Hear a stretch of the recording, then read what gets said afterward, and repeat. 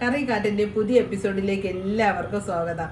ഇന്ന് ഞാൻ നമ്മുടെ നാട്ടിൽ ധാരാളമായി കാണുന്ന പപ്പായ കൊണ്ടൊരു സ്വീറ്റാണ് തയ്യാറാക്കുന്നത്. പപ്പായ ഹൽവ. പപ്പായ ധാരാളമായി കിട്ടുന്നുണ്ടെങ്കിൽ നമ്മൾ പപ്പായ ഉപയോഗിക്കുന്നത് വളരെ കുറവാണെന്നാണ് തോന്നുന്നത്.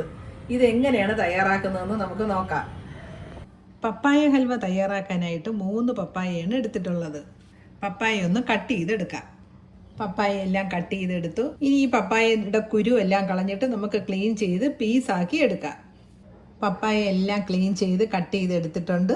ഇനി ഇത് നമുക്ക് മിക്സിയിൽ അടിച്ചെടുക്കാം. അടിച്ചെടുത്ത പപ്പായ ഒരു ബൗളിലോട്ട് ഒഴിച്ച് വയ്ക്കാം.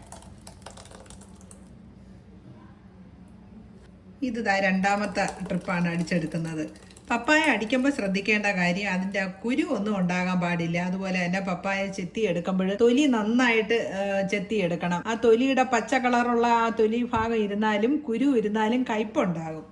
ഇത് 3 പപ്പായ അടിച്ചെടുത്തപ്പോൾ ഒരു ബൗള് നിറച്ചും കിട്ടി. പപ്പായെന്നും കപ്പളങ്ങയെന്നും ഓമയ്ക്കെന്നും പല പേരുകളിൽ ആണ് പപ്പായയെ പറയുന്നത്. വേറെ എന്തെങ്കിലും പേരുകൾ ഉണ്ടെങ്കിൽ അതൊന്ന് കമൻറ്റ് ബോക്സിൽ അറിയിക്കണേ.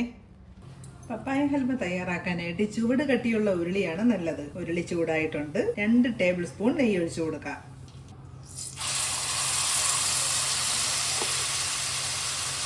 കുറേശ്ശേ ഇട്ട് ഇളക്കിയെടുക്കാം.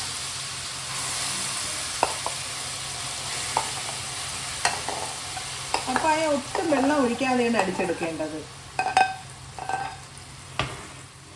മീഡിയം ഫ്ലെയിമിൽ വെച്ച് നന്നായിട്ട് ഇളക്കി വരട്ടിയെടുക്കണം. 1/2 കിലോ പഞ്ചസാര ചേർത്ത് കൊടുക്കുകയാണ്. പഞ്ചസാര ചേർത്തിട്ട് നന്നായിട്ട് ഇളക്കി മിക്സ് ചെയ്ത് കൊടുക്കണം. പഞ്ചസാര ഇടുമ്പോൾ കുറച്ചൊന്ന് ലൂസാവും. പിന്നെ കുറച്ചുകൂടെ നന്നായിട്ട് ചെറിയ തീയിലിട്ട് നന്നായിട്ട് ഇളക്കിയെടുക്കുമ്പോൾ അത് കുറുകി തുടങ്ങും. കൈയെടുക്കാതെ ഇളക്കി കൊടുക്കണം. 1 കപ്പ് കോൺഫ്ലവർ എടുത്തിട്ടുണ്ട്. 1 കപ്പ് മൈദ. ഇത് രണ്ടും കൂടി മിക്സ് ചെയ്ത് എടുക്കണം. കുറേശ്ശേ വെള്ളം ഒഴിച്ച് കട്ട കെട്ടാതെ മിക്സ് ചെയ്തെടുക്കണം. വെള്ളം കുറേശ്ശേ ഒഴിച്ചു കൊടുക്കണം. കുറേശ്ശേ ഒഴിച്ച് സാവധാനം ഇളക്കിയെടുക്കണം.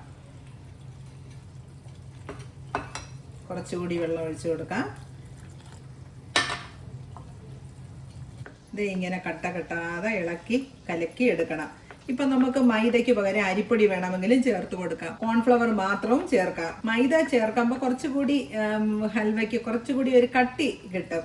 ഇതുപോലെ കലക്കി കട്ട കെട്ടാതെ കലക്കി എടുക്കണം. മൈദയ്ക്ക് പകരം ഗോതമ്പ് മാവ് വേണമെങ്കിൽ ചേർക്കാം. അരിപ്പൊടി ചേർക്കാം. നമ്മുടെ ഇഷ്ടം അനുസരിച്ച് ചേർക്കാം. പീസാക്കി കട്ട് ചെയ്യാനൊക്കെ മൈദ കൂടി ചേർക്കുമ്പോഴത്തേക്ക് നല്ല കറക്റ്റ് ഷേപ്പിന് പീസാക്കി എടുക്കാൻ പറ്റും. കോൺഫ്ലവർ മാത്രം വേണമെങ്കിലും ചേർക്കാം. നമ്മുടെ മനോധർമ്മം അനുസരിച്ച് എങ്ങനെ വേണമെങ്കിലും ചേർക്കാം. നമ്മുടെ കയ്യിലുള്ള സാധനങ്ങൾ വെച്ചിട്ട് തയ്യാറാക്കിയെടുക്കാം. കോൺഫ്ലവറും മൈദയും നമുക്ക് പാലിൽ വേണമെങ്കിലും കലക്കിയെടുക്കാം. പാലിൽ കലക്കിയെടുത്താലും കുറച്ചുകൂടി ടേസ്റ്റ് ആയിരിക്കും. 1 ടേബിൾ സ്പൂൺ നെയ്യ് കൂടി ഒഴിച്ചു കൊടുക്കുകയാണ്. ഹൽവ ആയതുകൊണ്ട് നെയ്യ് കുറച്ച് കൂടുതൽ വേണം. നെയ്യ് ഒഴിക്കും തോറുമാണ് അത് ടൈറ്റായി വരുന്നത്. ഇനി നമ്മൾ കലക്കി വെച്ച മിക്സ് ഒഴിച്ചു കൊടുക്കാം. നമ്മുടെ നാട്ടിൽ എത്ര സുലഭമായിട്ട് കിട്ടുന്നതാണ് പപ്പായ. എവിടെ നോക്കിയാലും പപ്പായ മരങ്ങൾ കാണാം. പക്ഷെ നമ്മളിത് അത്രയും ഉപയോഗപ്പെടുത്തുന്നില്ല. എന്തെല്ലാം കറികൾ ഉണ്ടാക്കാം. പച്ച പപ്പായ വെച്ച് തീയൽ ഉണ്ടാക്കാം. ചിക്കൻ കറി ഉണ്ടാക്കുന്നത് പോലെ പപ്പായ റോസ്റ്റ് ചെയ്തെടുക്കാം. പപ്പായ വെച്ച് പച്ചടി ഉണ്ടാക്കാം. പപ്പായ പഴുത്ത് വരുന്നതിനെക്കാട്ടിയും കുറച്ചും കൂടെ പഴുക്കുന്നതിന് മുന്നേ ഉള്ള പരുവത്തിലുള്ള പപ്പായ വെച്ച് അച്ചാറിടാം. നല്ല ടൈറ്റായി തുടങ്ങിയിട്ടുണ്ട്. കൈ വിടാതെ ഇളക്കി കൊടുക്കണം. 1 ടേബിൾ സ്പൂൺ നെയ്യ് കൂടി ഒഴിക്കുകയാണ്. നമുക്ക് നെയ്യുടെ അളവ് കുറയ്ക്കണമെങ്കിൽ കുറച്ച് നെയ്യ് ഒഴിച്ചിട്ട് ബാക്കി വേണമെങ്കിൽ എണ്ണ ചേർക്കാം. നെയ്യ് ഇഷ്ടമുള്ളവർക്കാണെങ്കിൽ നെയ്യ് ചേർക്കാം. നെയ്യ് ചേർക്കുന്നതാണ് ടേസ്റ്റ് കിട്ടുന്നത്. ഇനി 1 ടേബിൾ സ്പൂൺ നെയ്യ് കൂടി ഒഴിക്കുകയാണ്. ഇത്രയും തയ്യാറാക്കുന്നതിനായിട്ട് ഒരു 200 ഗ്രാം നെയ്യ് വേണം. അത് നമ്മൾ പല പ്രാവശ്യമായിട്ട് ഒഴിച്ചു കൊടുക്കണം. നെയ്യ് ഒഴിക്കും തോറും അത് ടൈറ്റായി വരും. ഇനി ഒരു 1/2 ടേബിൾ സ്പൂൺ ഏലക്കാപ്പൊടി ചേർത്ത് കൊടുക്കുകയാണ്. ഏലക്കാപ്പൊടി കുറച്ചിട്ടാലും മതി. അപ്പോഴാണ് പപ്പായയുടെ ഫ്ലേവർ മുന്നിട്ട് നിൽക്കണം. ഇതാ ഇങ്ങനെ ഉരുളിയിൽ നിന്ന് വിട്ട് വരുന്നതാണ് പരുവം. ഈ സ്റ്റേജിൽ 1 ടേബിൾ സ്പൂൺ നെയ്യ് കൂടി ഒഴിച്ചു കൊടുക്കണം. കുറച്ച് നട്ട്സ് ഇട്ട് കൊടുക്കുക. നന്നായിട്ട് ഇളക്കി കൊടുക്കണം. ഇങ്ങനെ പാത്രത്തിൽ നിന്ന് റൗണ്ട് ചെയ്ത് വരണം.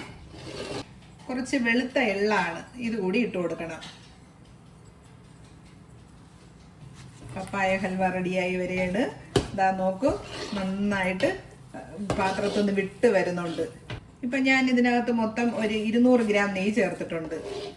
നമ്മൾ പപ്പായ ഹൽവ സെറ്റ് ചെയ്യേണ്ട ഇതുപോലൊരു ബൗൾ എടുക്കണം. ബൗൾ എടുത്തിട്ട് അതിനകത്ത് നന്നായിട്ട് നെയ്യെല്ലാം പുരട്ടി വെക്കണം.